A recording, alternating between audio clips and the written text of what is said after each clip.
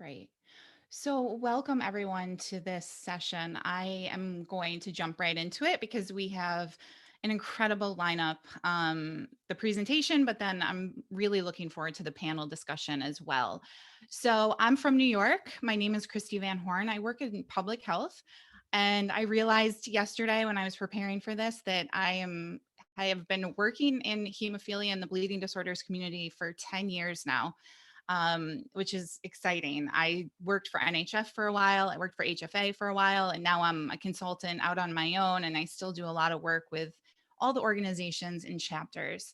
I am from New York, which is why I put the little map there. And as I was saying to Charlene just before we jumped on here, it's finally like the snow has melted, and I am so grateful. And these are my two beloved pups. I show them your picture because sometimes they bark. I like to put a face to the voice of my beloved dogs in case they do, but they're with me right now, which most of the time prevents them from misbehaving. So I also am the founder of, I'm a consultant, but I'm also the founder of a program called How to Talk to Your Doctor, where I really address the patient and provider doctor relationship. And part of that is really discussing what we're here to talk about today, and that's the health disparities that we face within the medical system. So, as I mentioned already, and Jillian also mentioned, this session is broken into two parts. So, I'm going to talk about the historical context, and then we're going to have a panel discussion.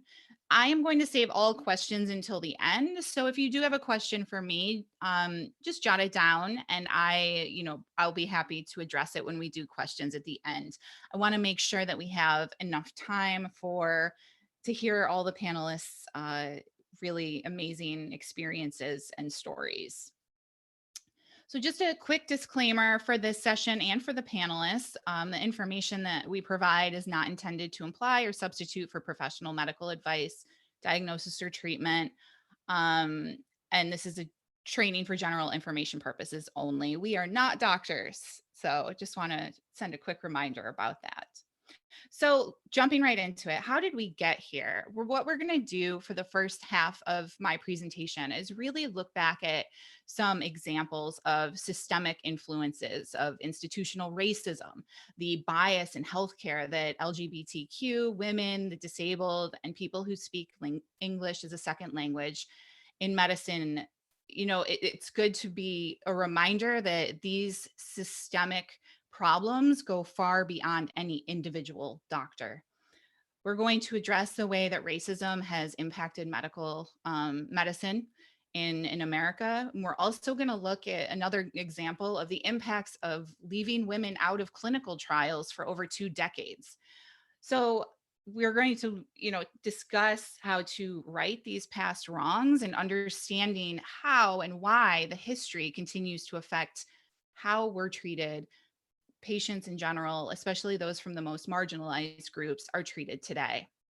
So let's jump in. I'm going to provide 3 or 4 different examples of this historical context. I just want to preface this by saying I have over a 2-hour training on these topics.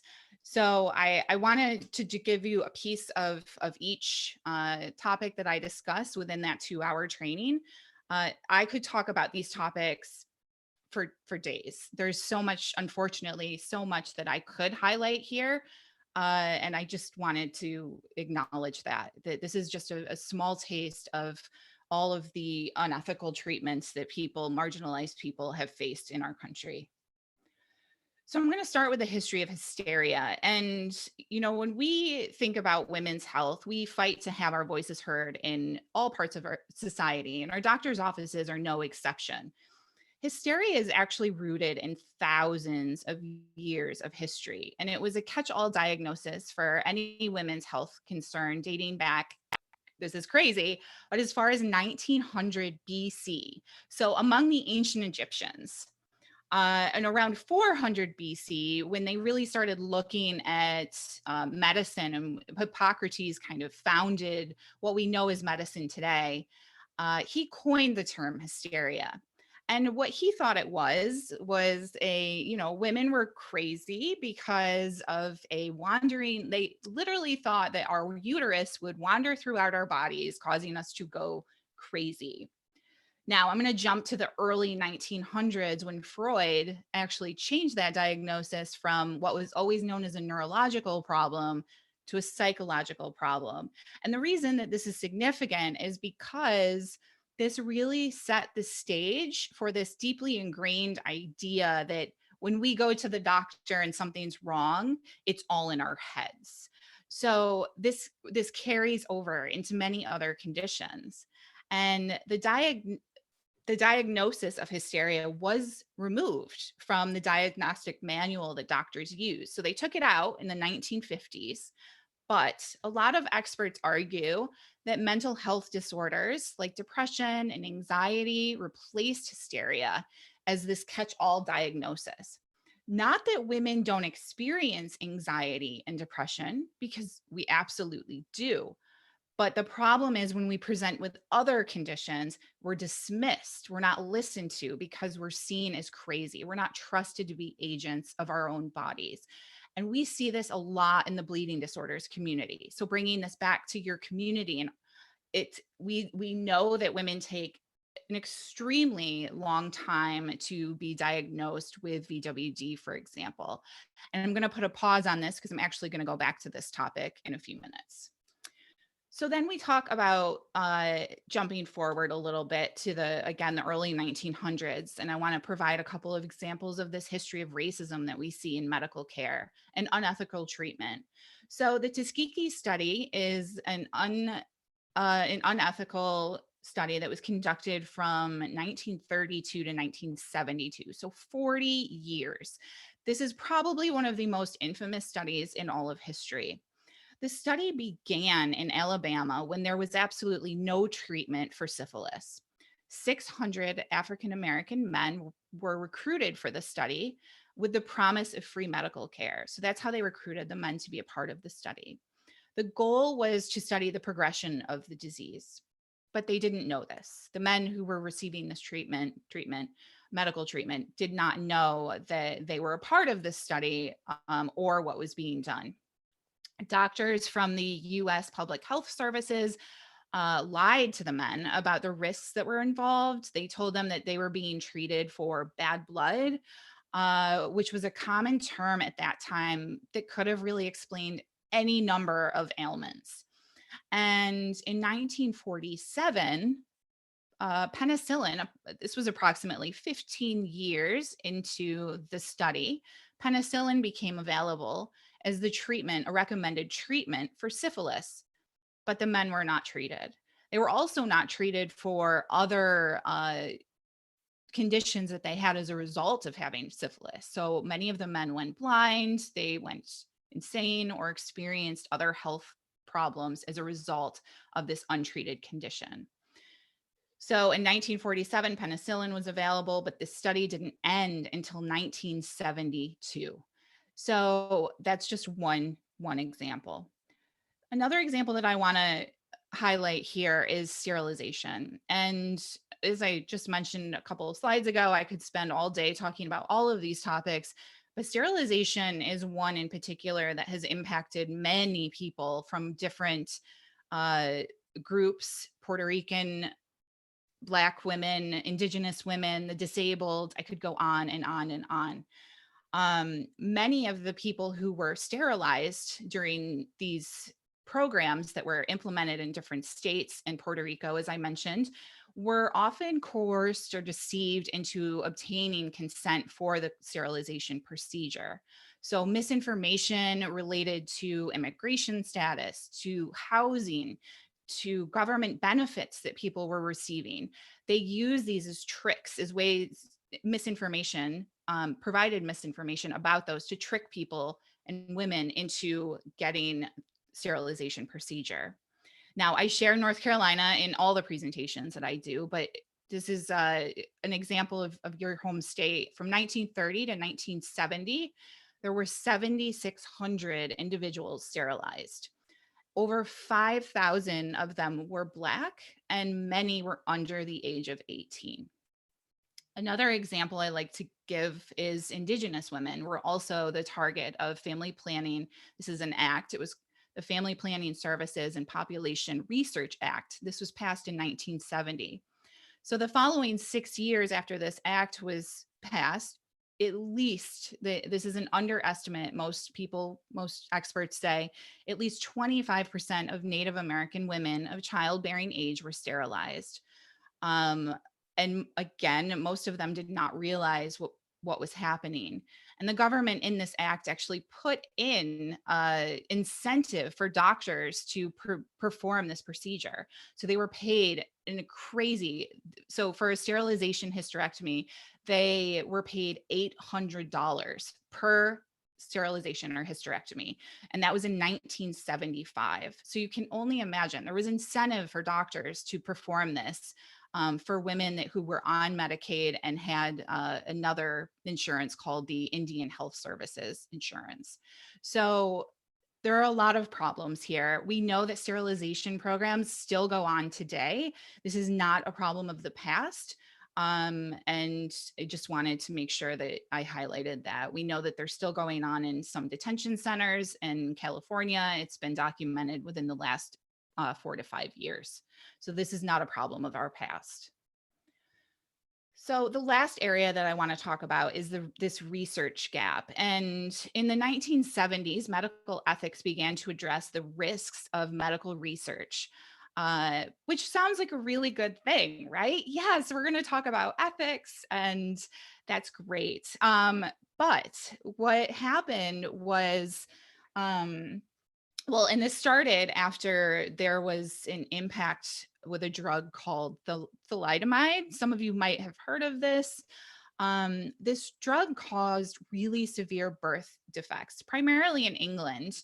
They gave it to women who were experiencing nausea during pregnancy, and then the children were born with very severe birth defects. And the FDA thought, okay, well, if this is going on, we need to address this, and maybe we should just eliminate women from all clinical research and all drug trials altogether. So no joke from yeah. So there were a couple of reasons for this. They thought that they would eliminate us from clinical research for our own good and also for the good of the hypothetical fetus, of course.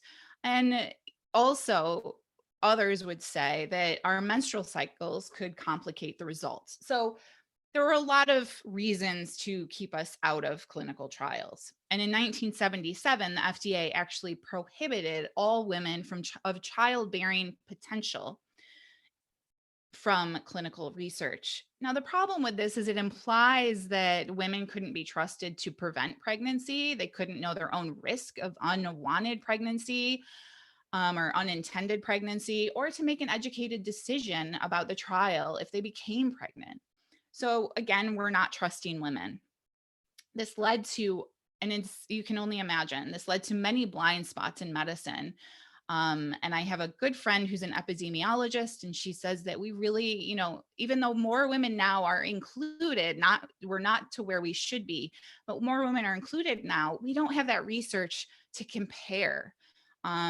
This study happened there and this study happened now. We don't have that research, that clinical research to compare how women experienced ecstasy. And again, I could talk about this for an extended period of time. So things didn't change until 1990s, and this is when the Revitalization Act came into play. They noticed, and not only just a gap in women's health, but also marginalized people were not included in clinical research. So they passed the Revitalization Act of 1993, and that was to address these problems of underrepresentation of women and marginalized people in clinical research.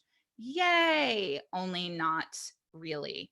What happened was, it is great that they passed this act, but there were a few places where there were gaps. And one was there were no benchmarks. So, say you could have 700 people in a clinical trial, and 2 of them could be a Black man, and 2 of them could be a woman or women, and that would meet the criteria. So they didn't have any benchmarks to say, okay, we need this certain percent of the population represented in this trial. And then the other problem that we really continue to see today is that this data was not always analyzed by sex. So if you're included in the clinical research, they're not analyzing it by sex. They're not saying, okay, this person has experienced it this way. And women, we know that XX and XY chromosomes, people experience everything differently, treatment, procedures across the board. So this is a big problem. I will tell a very quick story just as an example. I was on Ambien. I was taking Ambien. I had very bad insomnia about 9-10 years ago. And I was on Ambien. I went to my doctor and he said, Christy, we need to lower your dosage. And I was like, okay. Didn't really question it at the time. And when I started doing all of this research that I talk about today is I had this light bulb that went off and I was like, wait, how do we not know about this Ambien discrepancy before? And it wasn't studied. They didn't analyze it by gender. And then in certain other cases, there just weren't enough women included in the clinical trials. So it really makes you think about your medications and what you're being prescribed. And I'm going to talk a little bit more about that at the end as far as, really asking questions about the medications that you're prescribed. So why does all of this matter? Well, as the great James Baldwin, he was a writer and playwright, says, the great force of history comes from the fact that we carry it within us. We are unconsciously controlled by it. History is literally present in all that we do. And our medical system is certainly no exception to this. So health disparities, health disparities, when we talk about this, if I were to give this presentation a year ago, I think that I would have had to kind of dig a little bit deeper to find and provide examples. But I think COVID has brought these health disparities to light.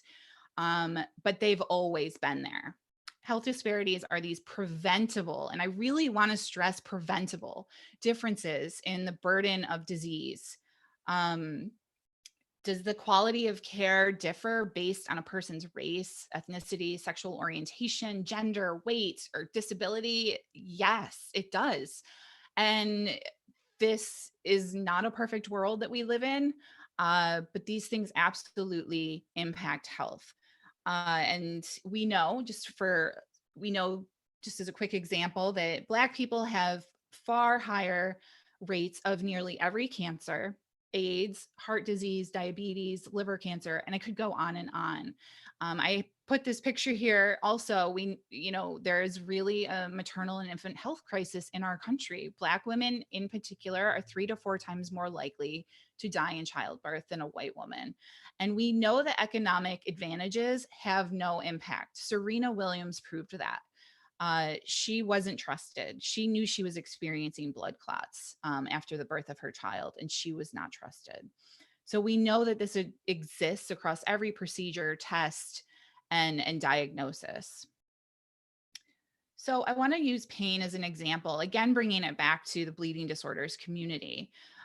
We would most of us would agree that pain is a signal that something is wrong, right? If you ask the general person on the street, would you say that pain is a sign that something's wrong with someone? I would say most people would agree with that statement. But then when we think about it in the context of women's health in particular, the answer changes. Let's be honest. I mean, women deal with pain every month, right? When they have their periods for most of probably 40ish years of their lives. And then also, childbirth and other things. Pain is seen as a more intrinsic part of our lives. And this really does result in many discrepancies in healthcare. Uh, Women's pain is taken less seriously. They receive less aggressive treatment for their pain versus men. And again, we go back to this hysteria problem that it's all in our heads. We're not trusted. And we know that women in the bleeding disorders community face this barrier, from carriers of hemophilia, women with hemophilia, von Willebrand's disease. This is a problem across the board. And we have to really address this fact that doctors, not not all, I work with some incredible doctors, but we have to work on overcoming this bias that women and people of color and Black people experience in the healthcare system. Before I move from this slide, I also do want to mention that Black patients are 22% less likely to get pain medication, and they're 32% less likely to get an opioid prescription. So when you think about this in the hemophilia community, people dealing with chronic pain from joint pain and other things, that they're, if you're a person of color, you're less likely to be prescribed that medication. That's a huge red flag. You shouldn't be receiving less or poor care because of who you are and the color of your skin. Um, you know, these are real concerns for people, across the board, and things that need to be highlighted. So I know that, this is hemophilia and bleeding disorders and von Willebrand's disease, but, I just have to talk for a second about heart health, because as you all know, it's not just your bleeding disorder. There are other health conditions that you'll face and have to work through in your life. And heart disease is the number one killer of people on for men and women in America. But for women, there's again this huge research gap. And there's also just the perception of heart disease is seen as a man's disease.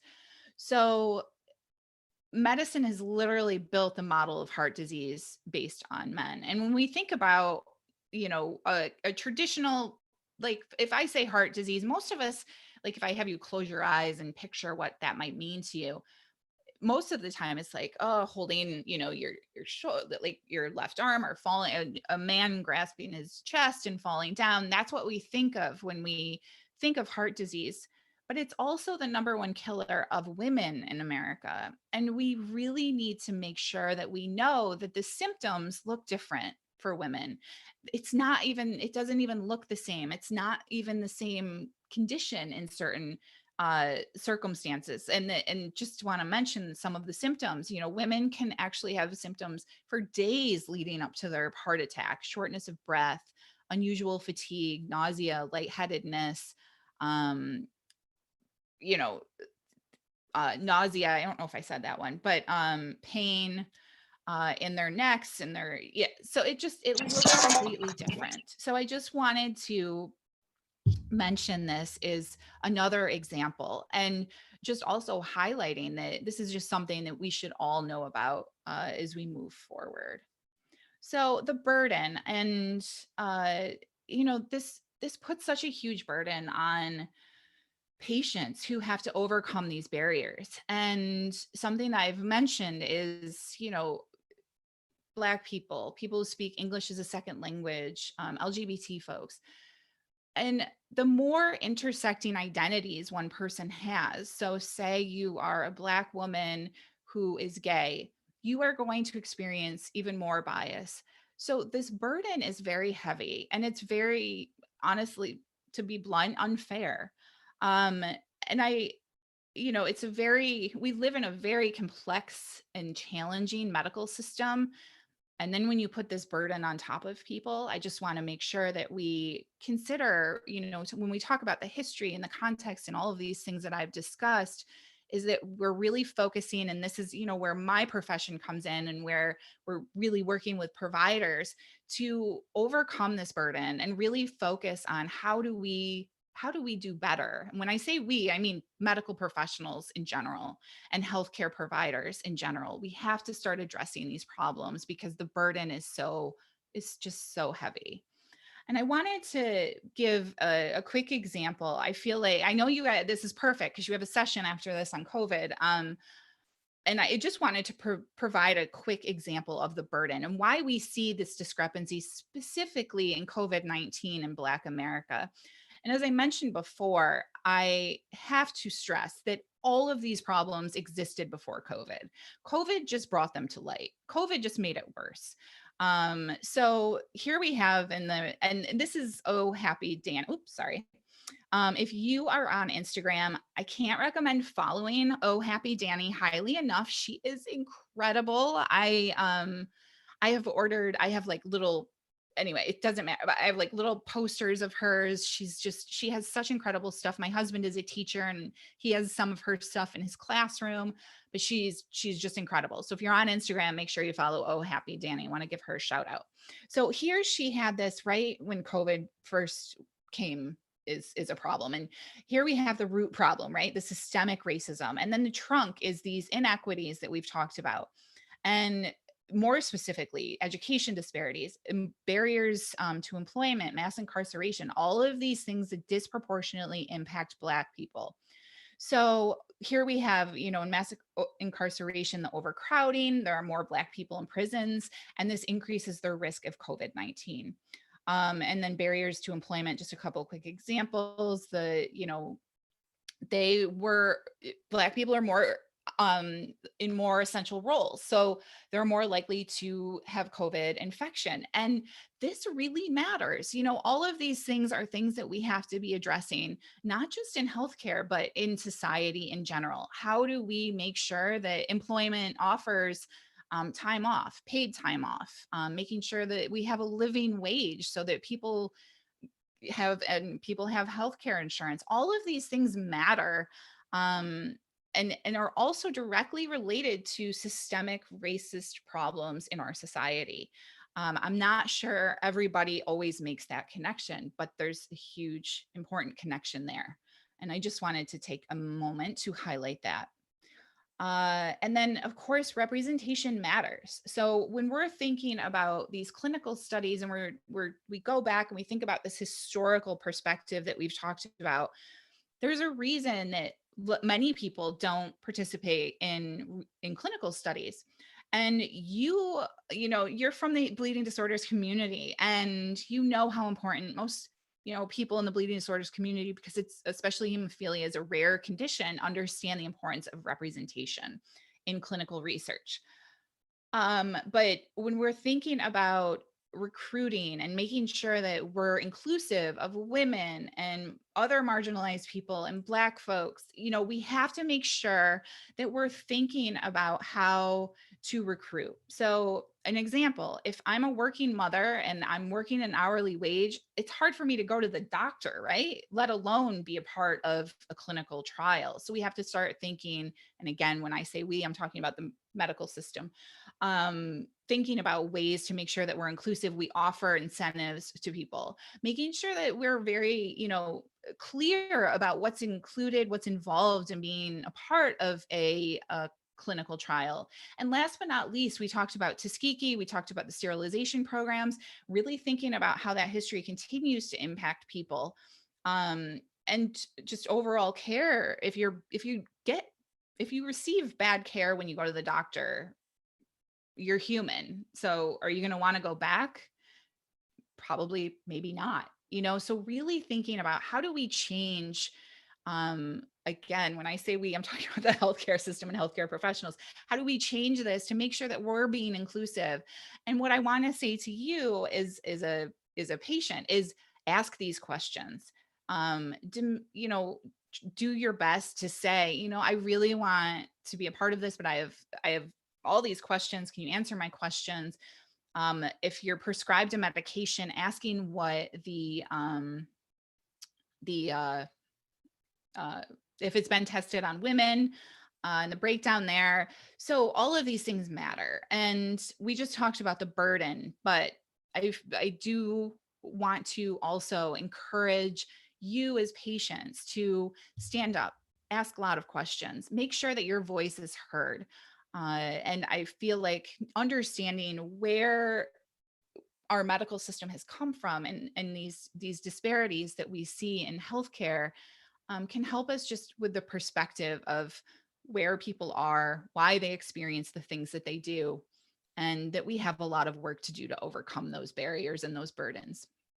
With that said, I am very excited to turn this over to our panel discussion. And I have 5 minutes. If anybody has like a quick question they want to ask before we turn this over to the panel, I'm happy if you want to just throw those in the chat box. I'm happy to respond. Just take a couple of seconds. Thank you. This helps explain why despite testing. Yeah, especially I can't stress enough if you feel off. Heart conditions is so it was Heart Awareness Month last month, and I did a lot of research, additional research on heart health. And if you're feeling off, especially as a woman, make sure that you ask a lot of questions. And if just follow up, make sure you try to find a doctor that you trust and that will work with you and listen to you in your lived experiences. Does anybody else have any questions? Mm. Hi, Dora. Yeah, I am.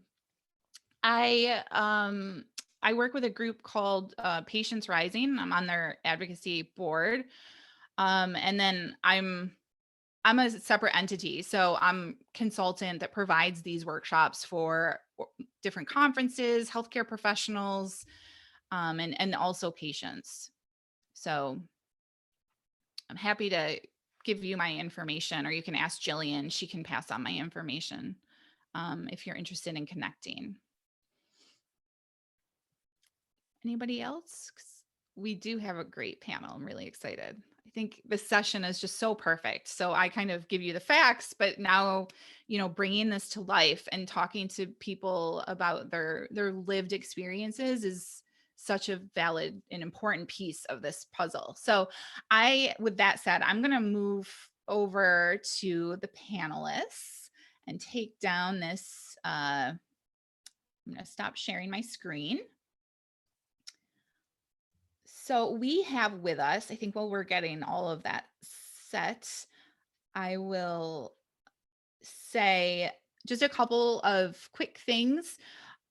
Again, let's save questions till the end so that we make sure that the panelists have an opportunity to share their experiences. Please stay on mute and just make sure that we're respectful of everyone's stories. So I'm going to, is Kelly there? I think I'm going to have Kelly go first. And Kelly, if you could tell us where you're from, your connection to the bleeding disorders community, and then why it's important for you to be a part of this panel. Hello, everybody. My name is Kelly. I'm from North Carolina. I'm born and raised, moved away after college. Well, actually moved away for college, stayed away for a while, then now I'm back. My connection is I am a niece, I am a cousin, and I am a mother of two boys who are factor IX deficient, one with inhibitor and one who has overcome his inhibitor of hemophilia, with hemophilia. So that's my connection. Thank you, Kelly. Do you want to share a personal story with us? Yeah, and to follow up on your discussion in regards to the sterilization, my grandmother actually, who was the first person who was identified with having a history of hemophilia in our family. She was a part of the North Carolina eugenics, unfortunately, the program. So we do have a history with that in North Carolina with my grandmother. Also, too, in regards to with not being trusted with pain, I have an example, and I've been through that with my childbirth, too. So not being trusted, because I have over 10 years in medical and clinical research, I knew how to advocate for myself. But unfortunately, so many people do not know how to advocate for themselves or even know when it's happening to them, let alone the color of their skin determines their care. So that's important. And also with English being a second barrier, it's essential, I just want to say, for someone who is a trusted person to always, if they can, be by your side to advocate for you, just in case there is someone or something does happen to you. With that being said, my family's history with hemophilia started in 1954. When my late uncle was born to my grandmother. They're from rural South, close to the right outside Charlotte, Gastonia, close to the South Carolina border. First known case of hemophilia in our family. However, my uncle, my grandmother, doctors told her in the 50s that your little boy can't have hemophilia. He's Black. How can he have hemophilia? Only white kids have hemophilia. So he suffered, and he suffered tremendously. And my grandmother, because she, was the first known history of it, the first known case of it in our family, she did the best that she could do being a young Black mother in the rural South, getting the treatment she received. So he suffered many hospitals, many physicians, even to the point where he died at 8 years old from a brain hemorrhage. They sealed his records. It wasn't because they wanted to hide what they did to him. It wasn't until recently my mother, myself, and my sister were able to obtain his records and to see everything that they did to him. And it brought tears to our eyes because for so long it affected my grandmother and she wouldn't talk about it. And he died a horrible, unfortunately, death, crying in my grandmother's arms at 8 years old, saying, "I don't want to die, I don't want to die." But unfortunately, because he was a Black child growing up in the South, because my grandmother didn't know and couldn't advocate for herself, he died. He bled out from his brain. And like I said, those records were sealed. Fast forward to now with me and my sons. When I had my first child, I was not living in the area, I was living in the DC area. I knew I had to advocate for my son in the NICU because he was born 5 weeks early. And I had, they tried to play it off like, oh, little, babies, they when they get the heel prick, they bleed longer. I'm like, no, you need to check my son. Sure enough, came back, and then that's when all of the tests started. And even to this day, still advocating, although I can say it's been a blessing. But with that, because we do have an awesome team, with that though, because they are African American and there's a higher percentage of Black, Indigenous people of color who do have inhibitors because of the way that the medicine is made. They developed inhibitors to the medicine. So that's an additional layer on top of them having autism, my two oldest. So that, to me, I am a strong advocate for it because it's essential to their life and their, whether they live or not. So for me, this is very personal. And telling my story helps me hopefully to get it out and hopefully helps others start to take more power and of their care, and also understand, like, just because you may look or breathe a certain way, no, you're human. You are to be respected. You are to be listened to, and it's essential. So thank you for having me on here. Okay, I got chills, and I just can't thank you enough for sharing, Kelly. Um, we are going to come back and ask you some questions about your advocacy work. And yeah, I'm sure people might have some more follow-up questions for you and about your boys and your grandmother as well. I can't thank you enough for sharing that. Thomas, would you like to go next and tell people where you're from and how you're connected to the bleeding disorders community and why you're excited to be here today? Sure. My name's Thomas. Excuse me. My name's Thomas Savage. I have born and raised in Iowa. Currently live in Southeast Iowa, right next to Mississippi.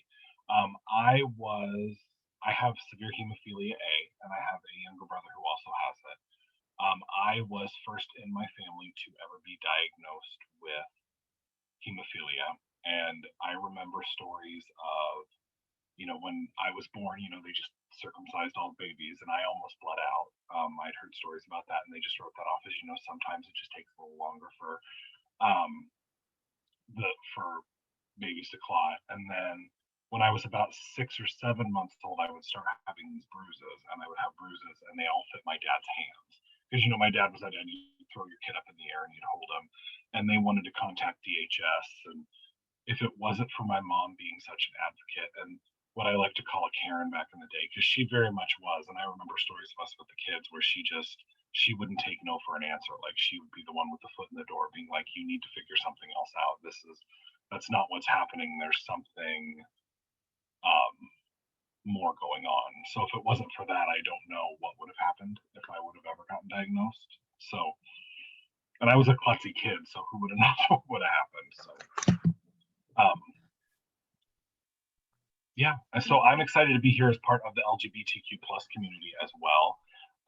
When I was 18, I came out to my HTC, and this is part having to do with my very strong mother who raised me, where if you have questions, you ask the uncomfortable questions so things get talked about. So there's discussion so you can find someone else. And being isolated enough in Southeast Iowa where me and my brother were the only bleeding disorder children within 50-mile radius that we knew of. When I came out to my HTC, it was more because I didn't know what was going to happen to my body. So there are different things that happen than what you're taught in school with sex education. And I didn't know if there was extra precautions that I needed to take and if there was anything extra I needed to do. And there was nothing. It was really kind of a hot mess of a situation. One of my nurses kind of stepped back and never really said anything about it, but it kind of caused a rift between me and one of my nurses because of her own personal beliefs. But she's since come around because that's been 17 years ago. But there's still nothing in out there as far as it comes to sexual education, what happens to your bodies, like when for queer people in the community, and there's just really no discussion on if there's extra precautions that you need to take. So I'm really excited to be here. Thank you. Do you want to add any more about your experience with your HTC or growing up?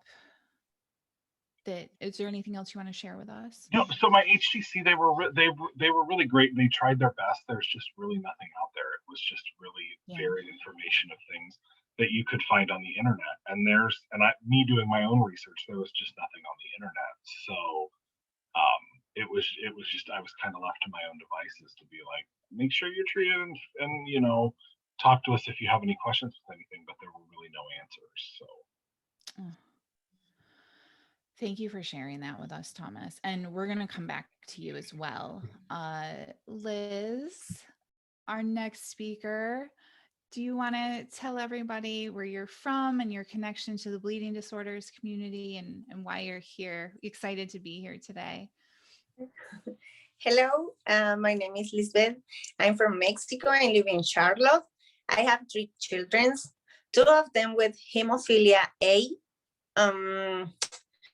When my first child was born, I didn't know that they had to do tests to see if they had hemophilia, even though I have a brother with hemophilia. When my son was 4 years old, he had an accident and hit his head front, so his forehead. He spent a lot of time to recovering, and it was very. It was when they carry out the appropriate test, and that was when they told me that he has hemophilia. And they started to give it to him the treatment, so the factor VIII that he needs, and that helped too much to him to recover it. And in the beginning, and years ago, I think so, not speak English is made the situation more difficult to be able to communicate with the doctors, because at that time there was not as much help as now. Now, just you need to arrive and tell them, I don't speak English, and they bring somebody, or you bring a tablet or something to help you to translate it. And that's more helping to us, like Latinos who don't speak English as well. So. No, thank you. So do you feel like you said things have gotten better? You think things have gotten better? Yeah. Now everything changed a lot. You got more help. Now with the charter is more helpful because you can reach them and they can help you if you ask for that. That's great. That's good to hear. I love hope. It's good to have hope. So thank you for sharing that.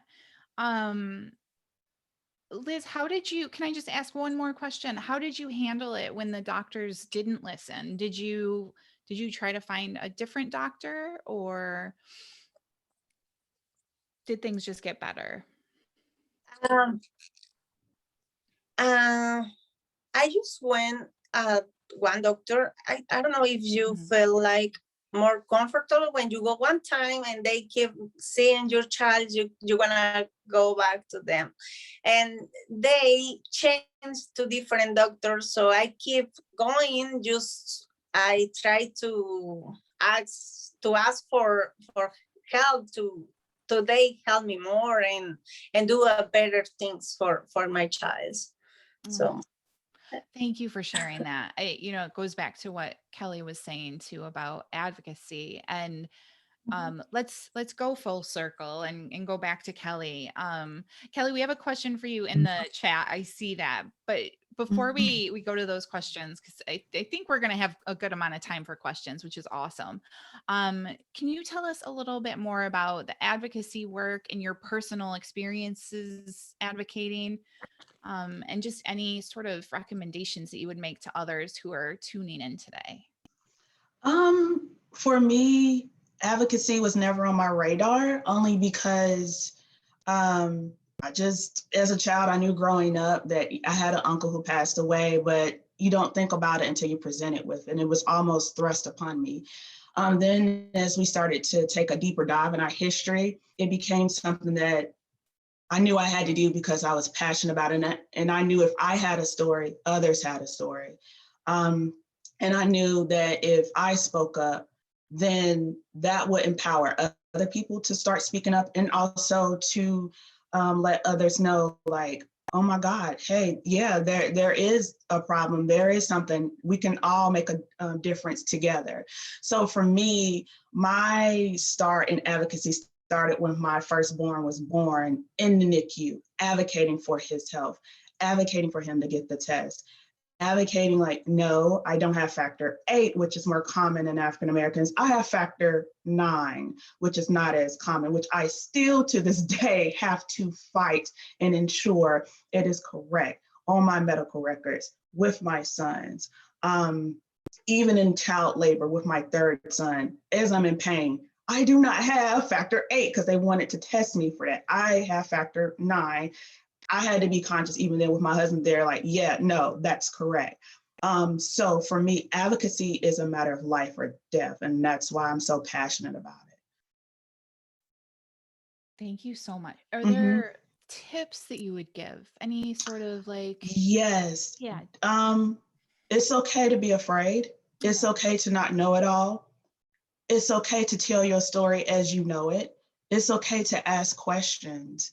It's okay to feel as though you may be the only one, but it's important to you. It's okay if you feel uncomfortable, and it's okay if you get started to not be the person who's been doing it for 5 years. You have a story to tell. It's important to you. If it's going to get you to care or someone else to care if they need, tell your story, advocate for yourself. If you don't understand, you don't know, don't just accept that's what it is. Ask those hard questions. But first of all, recognize it's okay to be scared, because I was. But that's normal. So that's the advice I would give someone starting out. Thank you so much. Mm-hmm. I meant to say this after the three of you shared your initial stories, but I just want to thank each of you. It's not easy to come on here and share your stories so vividly and candidly. So I just wanted to say thank you. I meant to do that after all of you shared, but never too late. Never too late. And thank you for those really incredible tips. Um, yeah, everything you just said. Um, Going again back to Thomas for a minute, and then we're gonna ask Thomas and Liz a couple more questions, and then we're gonna do some Q&A. So Thomas, when we met the four of us, you shared a story that you wanted to share about your mom. Did you want to share that? Yeah, And then yes, anything yes, else that came to mind as well, feel free to yes. share with us. Okay, so coming back to the bias with women in healthcare, there is a huge that I've learned from working in the hemophilia community and being on the board of my local hemophilia. I can't think of the word. Sorry, I'm losing my words. I get a little emotional. Growing up, I remember times when we would go to the store and my mom would get up out of the car and she would bleed through a tampon, a pad, her underwear, and her jeans down to her knees. And this would happen once a month, if not twice a month. And I remember her going to the doctors, and the doctors just telling her she was just having heavy periods, and there was nothing wrong, and it was just heavy periods because they don't. So she just kind of went on with it. And then as she got older and started premenopause, she would be throwing clots, and she would be getting anemic, and she'd be having all of these problems where she just would be laying in bed for a week, and she just couldn't do anything. And it wasn't until I didn't even think about it, that she could have had hemophilia or von Willebrand's. It's just something that they don't talk about with her being a carrier. And it wasn't until she's past menopause now, and it's not a problem anymore. But for her, she told me the story when I was younger and I was on select donor for my medication. They wouldn't let her donate because her levels were too low. And that back then should have been enough of a trigger to get her tested. Where if she could have had medication, that maybe it could have been under control. And then thinking back how lucky it was that she was able to have me and my brother and not have any complications with that. Because who knows what could have happened if something would have gone wrong during one of our births. And it just makes me real passionate to think about that this is a conversation that needs to happen, that women have bleeding disorders, and heavy periods aren't bleeding down to your knees twice a month. And I just think of my niece. I have a little niece who's 5, and when she gets old enough to start going through puberty, is this a fight that we're going to have to fight in 10 years? Is this something that, is she just going to be able to go, okay, well, my dad has hemophilia and I'm a carrier, can we get me tested? And they just get right on it. It's not there are girls out there that have no history of bleeding disorders that are getting hysterectomies, that are going through all of these they're going through these ablations and all these other processes, when if they would just test their levels, and the medical community would come around saying that there is no male female when it comes to bleeding disorders, that how many girls could still have kids and have normal lives? Because I couldn't imagine my niece being told at 13 that because she was having these heavy periods, that instead of looking into a bleeding disorder, that she was just going to never have kids. So it's very close to me that it's a conversation that's starting to happen, but I'm very passionate about that, because I can't imagine my niece going through what my mom went through, and even what my great grandma went through, with having bruises and skin tearing, and it's just like, it just happens. So. No, I really appreciate you and Kelly too sharing. I think it's a great reminder that it's all, I can't think of a better term, but it's all in the family, right? Your family's experiences also impact you. They stay with you, and especially with genetic conditions. I think it's really great that both you and Kelly shared those experiences, because I'm sure many people here can relate. So thank you for that. I appreciate it. And last but not least, before we turn it back over to the attendees to ask all their questions, Liz, you had another story as well, about your sons at the dentist. Did you want to share that before we move on? So it was a powerful story. Thank you. My son had to have a dental extraction. We arrived to the office ready. He had already done his factor infusion and the medicine that the doctor indicated by him.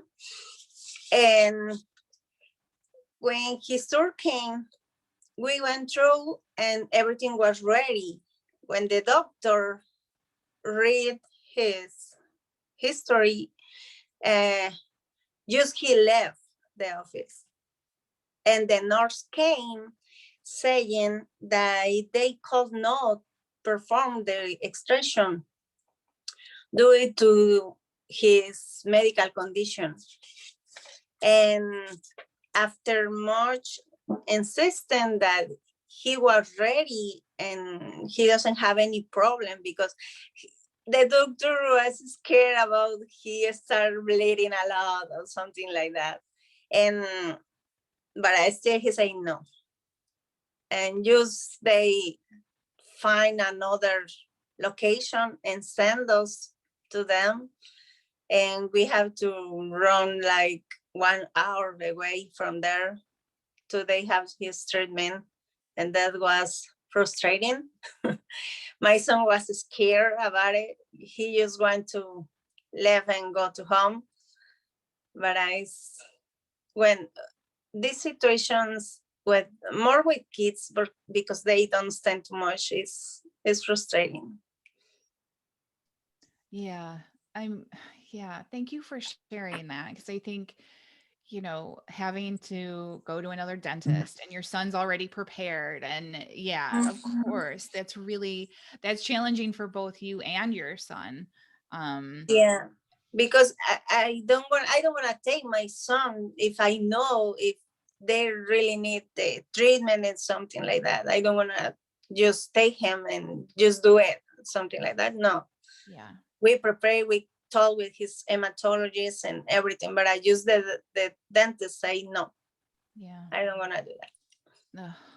Yeah. And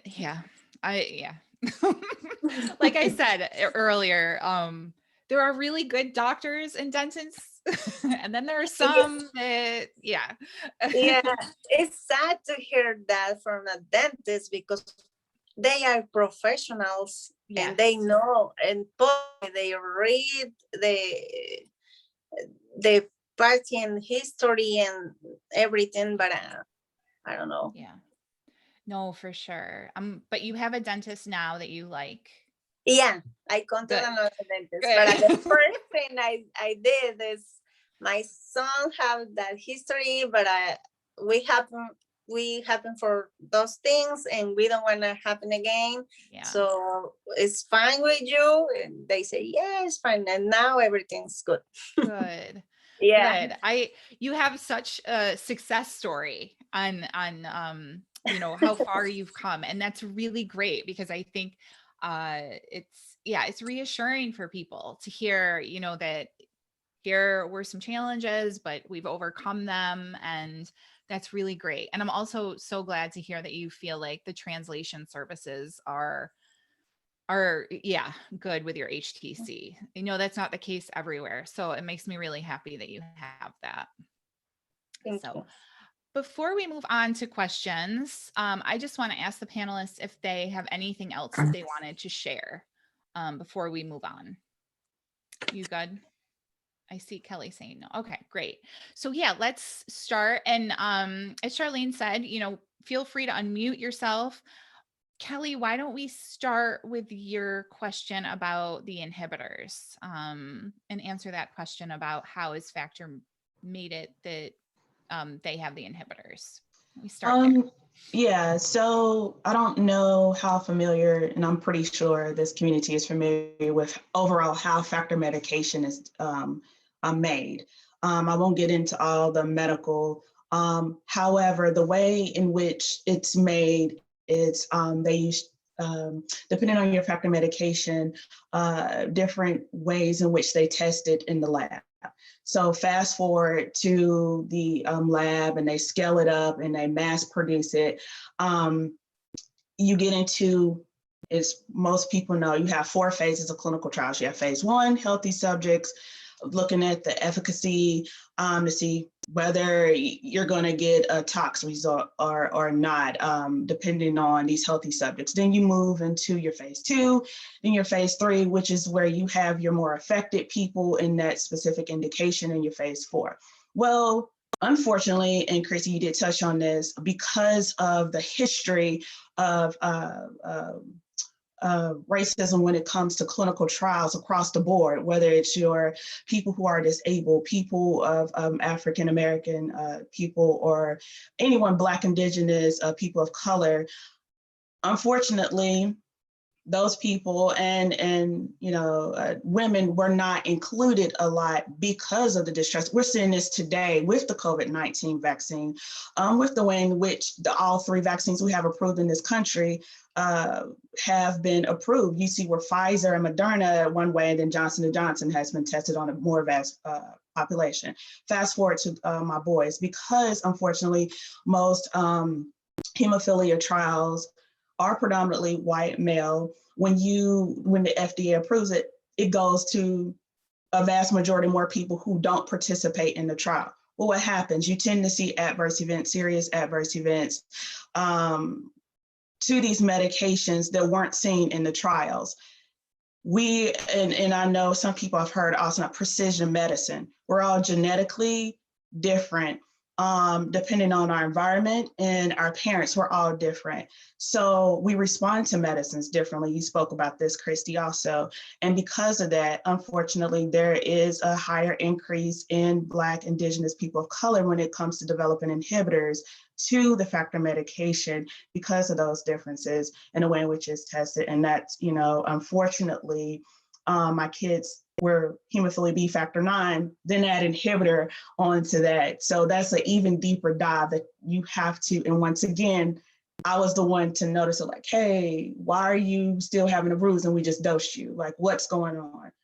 Once again, advocacy, knowing the history, like you said, Chris, knowing the science, asking these hard questions. So unfortunately, that's how a lot of people do develop inhibitors. So it's a constant struggle. We know we need more diverse people in clinical research and clinical trials, but you can't get more people without addressing those historical issues that we have, that a lot weren't even addressed. There's so many issues, but that's just the surface. Yeah, 120% Yeah. every single thing you just said. Yes. Yeah. And like, just to piggyback off of that, I mean, we absolutely, and again, when I say I'm talking about our medical system has to address the trust issue from the medical perspective. We have to earn the trust back, right? Mm-hmm, so I'm so glad that you said that. I just couldn't agree. I'm like clapping over here. Yay, Kelly. Yes. Everything you said. Everything you said.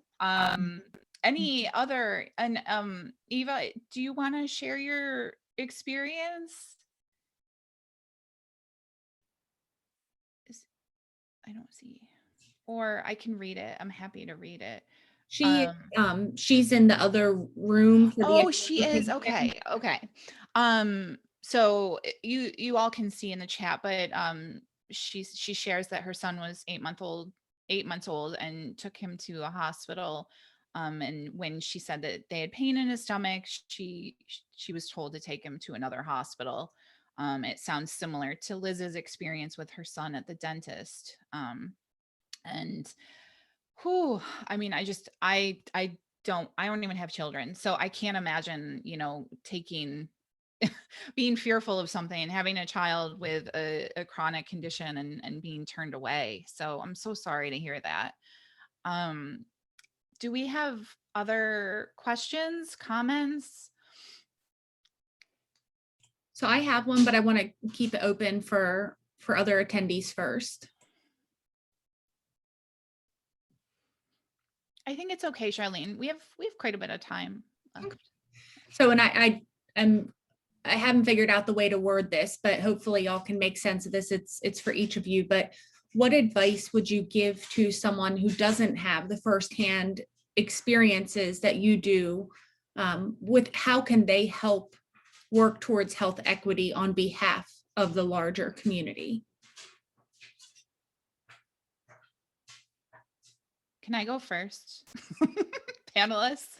I just want to commend, I think that you and Jillian having this session is a step in the right direction. And I just want to commend you for having this session, and really not just, for centering these experiences. And I'm not talking about my presentation, but really the panel. And I just really commend you as a chapter for taking this on. So that's my professional opinion, like continue these conversations that you've started here today, but you've done the hard part of like putting it out there. And I think that a lot of people have a lot of trouble taking that first step. So that would be my comment. And I'll turn it over. Thomas, do you want to take that question? Sure. The the biggest advice I can give is have those difficult conversations, have the dirty conversations, have those taboo conversations that people don't talk about because, you know, depending on where you live, I know in Iowa as a site, you just kind of tuck it away. And that's those things you don't talk about, like me coming out to my HTC and wanting sexual health wellness information from them. That was just something you don't talk about. That's the stuff you just overhear. You just be quiet and find that out, and just keep talking is the big thing. Is just ask the questions, keep talking. An example: I was just in a study for a medication that came out, and every 3 months they would always ask me these questionnaires, and there was a whole section on, does it affect my ability to have relationships with women? And like it was very biased questions, and I would write in there, I don't know what you're talking about, this doesn't pertain to me. So, and it was like, you can put not answer, but I would constantly just rewrite everything. This isn't a open question. This isn't something that pertains to me. Like, you need to make this more inclusive. And they just finally took them out of there because it really didn't make sense with the study anyway. So it should just use your voice and just don't be quiet. Like, no matter how taboo you think the question is, no matter how difficult it is, use your voice and say something, because it's getting that conversation started that gets the domino effect of saying, oh, well, this happened to me and this happened to me. And we can make that change that way. So Thank you so much. Liz, do you have any recommendations for people? Oh, you're on mute. I do Sorry. that all the time. I do it all the time. Especially for the Latin community, I think so. Sometimes we are scared to speak with somebody else and ask for help. And I think so the charter is good for us, especially with kids with hemophilia, and ask for help with them. If we feel like in the doctor they can hear us or something like that, I think so they can help us to reach somebody else or something like that. So Yes. please don't quiet, speak, don't ask for help. I think you shared that with both of your stories as well, finding a new doctor and finding a new dentist, and don't give up. I think, yeah. And Thomas, thank you too so much for sharing. And last but not least, Kelly, do you have any tips for folks? I think what everybody has said is correct. Having those difficult conversations, because we now see the effects of when we don't have those conversations. People die. Things don't change. People are still affected by things that happened so long ago. So having those hard conversations, making yourself uncomfortable sometimes. And if you feel as though something's not right in your gut, say something. I mean, I have a story with that too, with my middle son in the ER. So say something, speak up, don't be afraid. You're no less human. If it's and also too, recognizing that these healthcare providers, they're human too. Be respectful, but they're human too. And so come with a list of questions if you really don't understand. So what everybody said, like what my mom and family taught me, be your own best personal advocate. Your life depends on it. Thank you, all three of you. Thank you so much. Are there any other questions? Well, and I just want to add too that Christy, when you thanked Charlene and me for, bringing the session here, it definitely was on our radar as something to include for the Absolutely. annual meeting.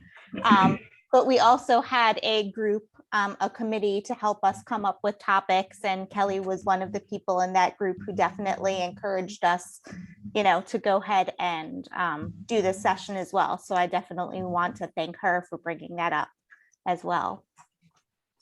I'm not surprised. You're I'm not surprised at all, Kelly. all welcome. I'm just glad, we were all able to come together and everyone meet and tell their story.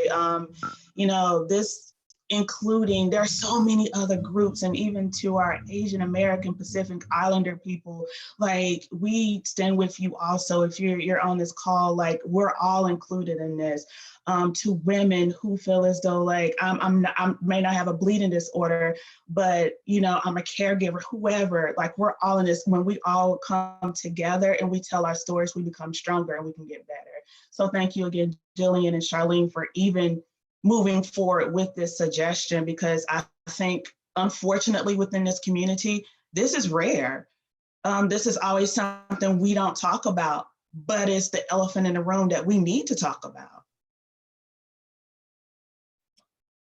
See, I'm a comment rather than a question.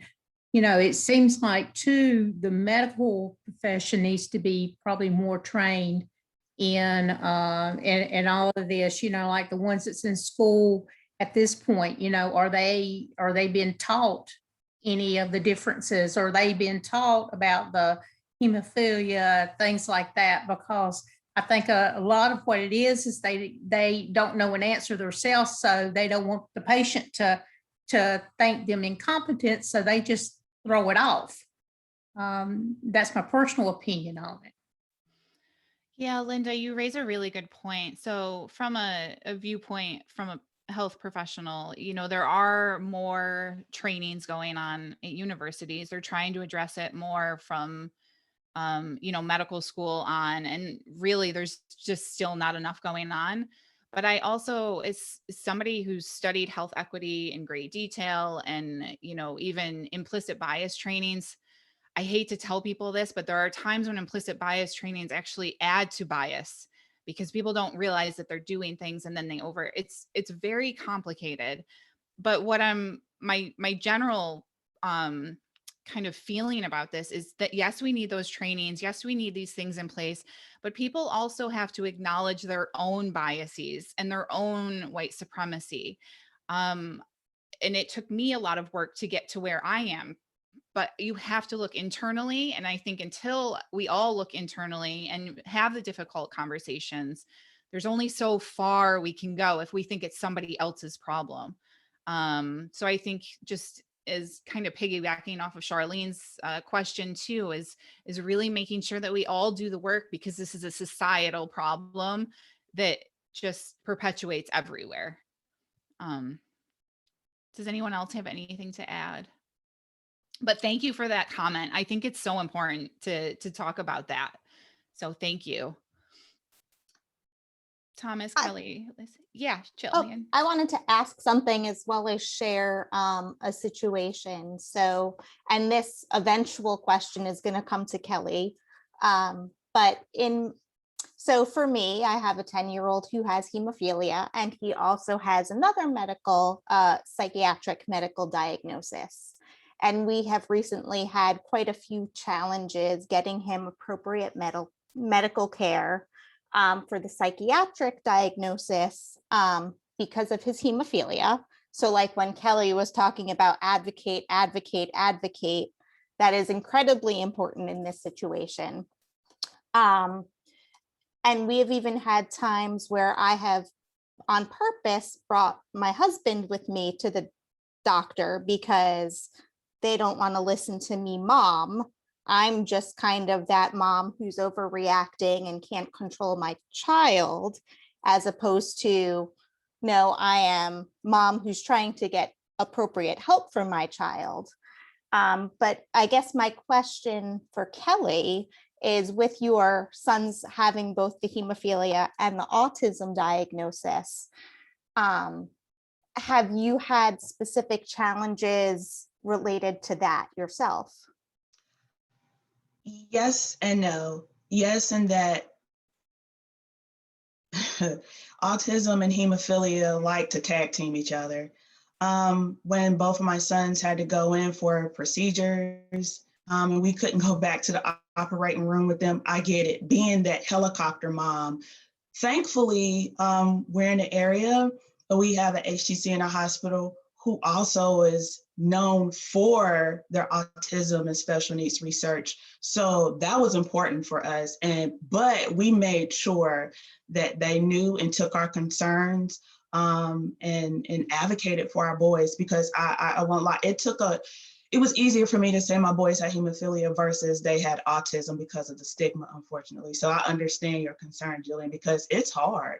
And also too, trusting other people. So anytime you have, and I've talked about this also, anytime you have co-diseases in addition to a bleeding disorder, you have to advocate. And when you have a son who you're trying to listen to the physicians or whoever is around tell you what to do, and they're like, I don't care, I'm doing what I want to do, because they, are in their own world, it is hard. And I understand you cry because you're like, why? But Jillian, I would say to you, keep advocating for your son, make sure they listen to you. Also too, make sure you know everything that's going on, because there are going to be times, unfortunately, if your child's have a port or if they have to have some type of Broviac line, they have to wheel them back without you there. And that right there, I would have to say, Jillian, just make sure your whole team know it's on the medical records, know who's back there, make sure they understand the mental health aspect, because that's just as important to your son's care. So that's a whole nother topic, but I'm glad you brought it up, because there's, again, so many in our community, whether von Willebrand or factor 7, factor 8, factor 9, whatever, it goes down the whole list. That's another thing that we don't talk about enough in this community that we need to start talking about, because that's essential. Thank you. Mm-hmm. Everyone, I just can't thank our panelists enough. Yeah, Liz, Kelly, and Thomas, thank you so much. We have about 5 minutes left. Are there any other questions anyone wants to ask? Any other comments? Because the comments have been really great too. Thomas. Carol?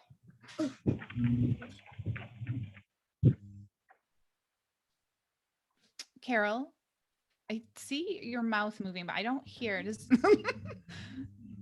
Oh, there. Try now. No, I can't hear you. I just want to say thank you to everyone. Okay. I wasn't able to say very much. I had a lot of activity going on, fortunately. Hello? Yeah, we can hear you. Okay, how about now? Yep, we can hear you. Great. Okay. All of a sudden my earphones don't want to work. But I just wanted to say to all the panelists and you, Christy, as well. Thank you guys for sharing your experiences. We could never learn enough. The bleeding disorder community and all the experiences we go through. There's new stuff that happens every day. New experiences that we have to add to the bleeding disorder community. I've learned so much caregiving for my mom, who's hemophilia A, acquired at 86 years old. She is now 89 years old, and she will be 90 in November. So she acquired this disease at 86 years old. So, new things that we didn't know could happen are happening, and we just bless God for it. And I'm her representative and her advocate for this bleeding disorder community. And so I just want to thank you. I wasn't able to join in and say some things that I wanted to, but because I'm at work. And But I thank you guys for sharing, okay? And God bless you all. Thank you, Jillian and Charlene and all the sponsors who always do a great job in making sure that we have such a great family. It is so awesome to be a part of this family. And this annual meeting, since COVID has been here, I just want to also share that this is a woosah moment for all of us. That we can see each other by Zoom. We can talk. We can release a lot of things that all of our families have been going through. So thank you so much. Yeah. Thank you, Carol. That was a perfect way to end this session. And I'm just gonna say thank you again to Thomas and Kelly and Liz for being so brave and sharing.